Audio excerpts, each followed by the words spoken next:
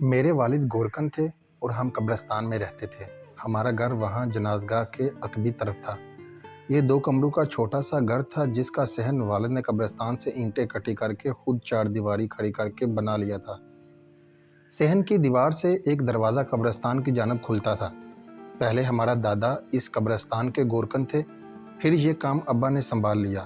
میرے 2 چچا تھے، وہ کسی اور طرف کے قبرستانوں میں ذریعہ روزگار کی خاطر نکل گئے۔ میرے والد کی شادی ہوئی تو وہ اپنی دلہن کو اسی گھر میں لے کر آئے تھے جہاں ابا رہتے تھے۔ ہم 3 بہن بھائی اسی گھر میں پیدا ہوئے۔ لوگ کہتے تھے کہ قبرستان خوفناک جگہ ہوتی ہے اور ان کی یہاں آنے سے خوف آتا تھا، لیکن ہم تو پیدا ہی یہاں ہوئے تھے، اسی جگہ قبرستان کے بیچ کھیل کود کر بڑے ہوئے، اس لیے ہمیں قبرستان سے ڈر نہیں لگتا تھا۔ والد کو ابا کی گورکنی کا پیشہ پسند نہ تھا، لہٰذا انہوں نے مجھ کو پڑھانے کا عزم کر لیا تھا تاکہ ہم اس ماحول سے باہر نکل سکیں، جبکہ ابا کو اپنا گھر بہت پیارا تھا، اس وجہ سے نہیں کہ ان کو قبرستان بہت پسند تھا۔ دراصل وہ اس کام کے سوا کوئی وہ دوسرا کام جانتے ہی نہ تھے، پڑھے لکھے نہ تھے اور شہر میں مکان خریدنا ان کے بس کی بات نہ تھی، اس لیے ان کو یہیں رہنا تھا۔ اللہ تعالیٰ نے ان کی روزی کو اسی جگہ سے وابستہ کر دیا تھا۔ یوں بھی ان کے بقول یہ کوئی ایسی بری جگہ نہیں تھی، ویرانی صحیح لیکن نہایت پرسکون جاتی تھی، اور ان کا کنبہ قبرستان کے اندر بڑے سکھ چین سے رہتے تھے۔ شہر کا شور و غل، آلودگی اور دھواں، اور نہ ہی پڑوسیوں کی جھک جھک، بن بلائے مہمان آ کر بلا وجہ پریشان نہ کرتے تھے۔ اپنے وہ عزیز جن کو واقعی ہم سے محبت تھی ملنے آ جاتے تھے۔ ٹریفک کے حادثات کا ڈر بھی نہ تھا، ہر طرف ہو کا عالم ہوتا تھا، ایسا پرامن سناٹا کہ اپنے دل کی دھڑکن صاف سنائی دیتی تھی۔ یہاں صرف نئی پرانی، کچی پکی، چھوٹی بڑی قسم قسم کی قبریں تھیں جو کسی سے کچھ کہتی سنتی نہ تھیں، بس چپ چاپ اپنی جگہ پڑی رہتی تھیں۔ یہاں امتحان کی تیاری بہت اچھی طرح ہوتی، اگر کبھی گلا ہوا بھی تو اپنے جیسے زندہ لوگوں سے جو یہاں آ کر انسانیت سے گڑی ہوئی حرکت کرتے، اور ابا ان کو دیکھ لیتے، اکثر کو تو نصیحت کر کے چھوڑ دیتے، کبھی کبھار 2 ہاتھ بھی کسی کے جڑنے پر جاڑ دیتے، سو جڑ دیا کرتے تھے۔ ایک روز کا ذکر ہے کہ مجھے اپنے گھر کے مغربی دیوار کی جانب سے کچھ ایسی آوازیں سنائی دیں جسے کوئی آہستہ آہستہ مین کھود رہا ہو۔ میں اسکول کی کتابیں سامنے رکھ کر پرچے کی تیاری کر رہی تھی۔ ابا نے مجھ سے لالٹین لے لی اور باہر چلے گئے۔ لالٹین کی روشنی مدھم تھی، رات کا وقت تھا اور وہ دبے پاؤں چل رہے تھے۔ انہوں نے دیکھا کہ ایک شخص ہمارے مکان کی جانب پشت کیے اپنے کام میں منہمک ہے۔ اس کو ابا کے قریب آنے کا احساس تک نہ ہوا۔ جب وہ اس کے سر پر پہنچ گئے تو دیکھا کہ وہ ایک لمبی داڑھی اور میلی چٹاؤں والی بھکاری ہے۔ اس کا کاسا اور لاٹھی پاس پڑے تھے، وہ ایک گھڑی بھی تھی، گلے میں مالا تھی۔ ابا کو دیکھ کر بھاگنے کی بجائے ان کے پاؤں پر گر پڑا، بولا، اللہ کا واسطہ تم کو بھائی مجھے معاف کر دو، میں ایک غریب بھکاری ہوں، اپنے 6 ماہ کی کمائی یہاں دفن کر رہا تھا، کوئی مجھ سے اچک نہ لے۔ اللہ کی قسم رات بھر اسی فکر نیند سے نہیں آتی تھی، گھڑی کو سر کے پیچھے رکھ کر سوتا ہوں کہ کہیں کوئی ہتھیا نہ لے۔ ابا نے کہا، اگر تو سچ کہہ رہا ہے تو گھڑی کھول کر دکھا دے۔ واقعی اس میں بہت سی ریزگاری اور کچھ نوٹ بھی تھے، روپے والے سکوں کا انبار لگا تھا۔ ابا نے اس وعدہ پر اس روز اس کو چھوڑ دیا کہ وہ آئندہ اپنی رقم دبانے یہاں نہیں آئے گا اور نہ کسی قبر کی بے حرمتی کرے گا۔ کچھ دن گزرے کہ رات کے سناٹے میں پھر ویسی ہی آواز سنائی دی۔ ابا نے جا کر بھکاری کی گردن دبوچ لی اور کہا، پھر تو وہی حرکت کرنے آ گیا ہے۔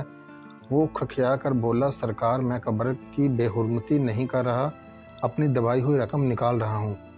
میں یہ شہر چھوڑ کر جا رہا ہوں، اس لیے پونجی نکال رہا ہوں، وعدہ ہے کہ پھر کبھی آپ کو یہاں نظر نہیں آؤں گا۔ قبرستان میں رات کے وقت کبھی کبھی چلے کاٹنے والے اور المیات کرنے والے بھی آ جاتے تھے۔ جادو ٹونے کرنے والے یہاں آ کر الٹی سیدھی حرکتیں کرتے۔ ایسی مشکوک لوگوں کو میرے والد خوب پہچانتے تھے۔ اکثر کا کام تو صرف قبروں کی مٹی اٹھانا، پرانی ہڈیاں دبانا یا تعویذ دفن کرنا ہوتا تھا، لیکن کچھ ایسے بھی دیکھے گئے تھے جو مشکوک لوگ نہ ہوتے، بظاہر صاف ستھرے مگر چور اچکے ان میں بھی ہوتے تھے۔ جرائم پیشہ تو قبرستان کو اپنی جنت جانتے، وہ اس گورستان کی ہولناکی کے اندر اپنے ہولناک جرم چھپانے آ جاتے تھے۔ ایسے بہت سے عجیب و غریب واقعات ابا کی یادداشت میں موجود تھے جن کو سن کر حیرت ہوتی تھی۔ بہرحال ایک واقعہ تو ایسا ہے کہ جس نے دل و دماغ کو ہلا کر رکھ دیا تھا۔ ابا بتاتے تھے کہ یہ مغرب سے ذرا پہلے کا وقت تھا۔ وہ گھر کی دیوار کے پاس باہر کی طرف پڑی چارپائی پر بیٹھے سوچ رہے تھے کہ ابھی اذان ہو لے تو اٹھ کر مسجد جائیں۔ اتنے میں ان کو سامنے کچھ دور پڑی قبرستان پاس دو عورتیں نظر آئیں۔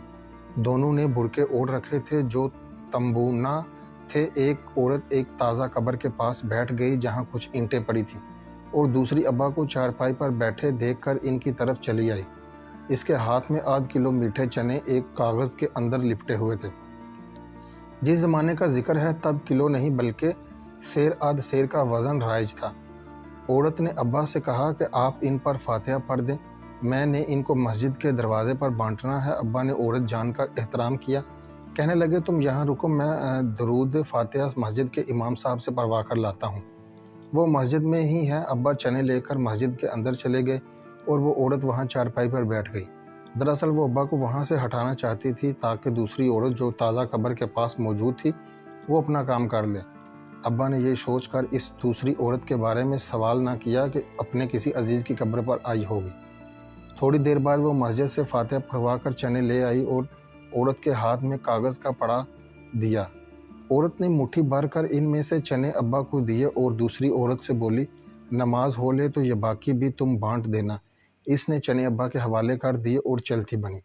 ذرا دیر بعد اذان ہو گئی اور پھر چند لوگ جو کہیں ارد گرد تھے مسجد کے اندر چلے گئے۔ جب ابا نماز کے بعد باہر آئے انہوں نے دیکھا کہ وہ عورتیں وہاں نہیں تھیں۔ ابھی وہ باہر ہی تھے کہ ان کو دور سے ایک بچے کے رونے کی آواز سنائی دی۔ وہ آواز کی سمت چل دیے۔ یہ آواز اسی تازہ قبرستان کے پاس سے آ رہی تھی جہاں کچھ دیر قبل دو عورتیں بیٹھی تھیں۔ قریب پہنچے تو عجب احوال دیکھا۔ دو قبروں کے بیچ کی گہرائی میں چار چار پختہ اینٹیں اور اوپر تلے رکھ کر چار دیواری بنائی گئی تھی جس کے اندر ایک ننھا سا بچہ لیٹا ہوا تھا۔ ایک اینٹ اتفاق سے گر گئی تھی اور شاید اس بچے کی پاؤں کی حرکت کی وجہ سے لیکن اللہ تعالیٰ نے اس ننھی سی جان پر کرم کیا اور اس کو محفوظ رکھا۔ اینٹ کا ذرا سا کونا بچے کے پیر پر تھا جس کی وجہ سے وہ تکلیف سے رو رہا تھا، جبکہ ساری اینٹیں ایک دوسرے کے سہارے جوں کی توں موجود تھیں تاکہ اس کے ہاتھ پاؤں چلانے سے اور اس کے نازک وجود پر کسی بھی وقت گر سکتی تھی۔ بچے کو بہت ڈھیلے ڈھالے انداز سے کپڑے میں لپیٹا گیا تھا۔ والد نے کمال ہوشیاری سے ان اینٹوں سے بنی بغیر چھت کی قبر کے اندر سے بچے کو اٹھا لیا اور ململ کے کپڑے میں لپیٹا ہوا تھا۔ اللہ کا شکر ادا کیا کہ نازک سا بچہ بھر وقت بچا لیا تھا، کسی بھی وقت اینٹوں کے گرنے سے اس کی جان تلف ہو سکتی تھی۔ خدا جانے وہ شکیل قلب عورتیں کدھر سے وہاں آئی تھیں اور کدھر کو روانہ ہو گئیں، مگر اس پھول سے معصوم کی موت کا اپنی طرف سے پورا اہتمام کر گئی تھی۔ لیکن جس کو اللہ رکھے اسے کون چکھے۔